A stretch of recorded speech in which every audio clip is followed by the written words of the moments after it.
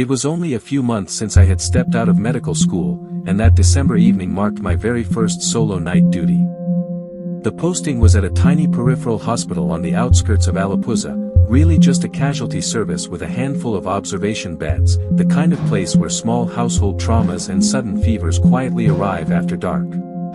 A low boundary wall was all that separated the hospital from the old church next door, and a single halogen floodlight mounted on a tall pole spilled a cold white glow across the shared courtyard, throwing long shadows on the mist that had begun to settle in the winter air. By 6 o'clock I had joined duty, finished the evening outpatient cases and cleared a few minor emergencies.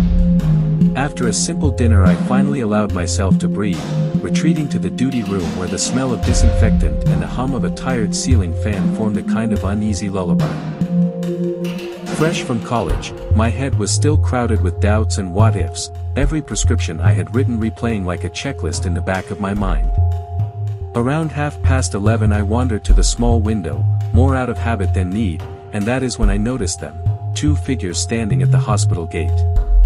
They were motionless, their outlines softened by the mist and the harsh white of the floodlight.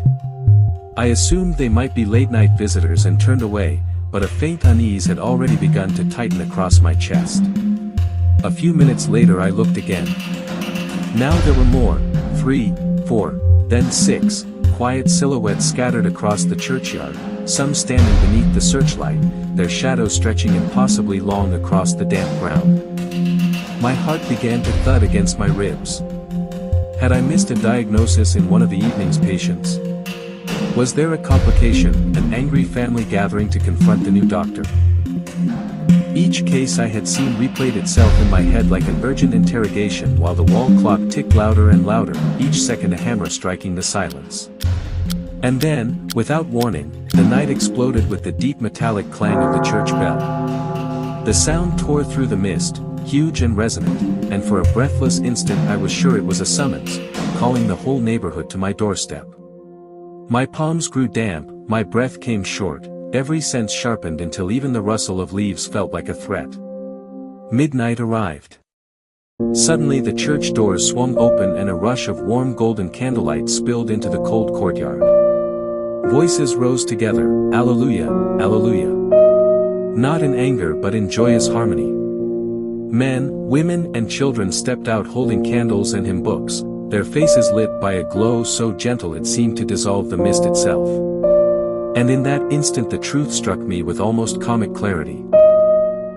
They were not waiting for me, not plotting any accusation, they were simply gathering for the New Year's midnight service, their bells and hymns a celebrate.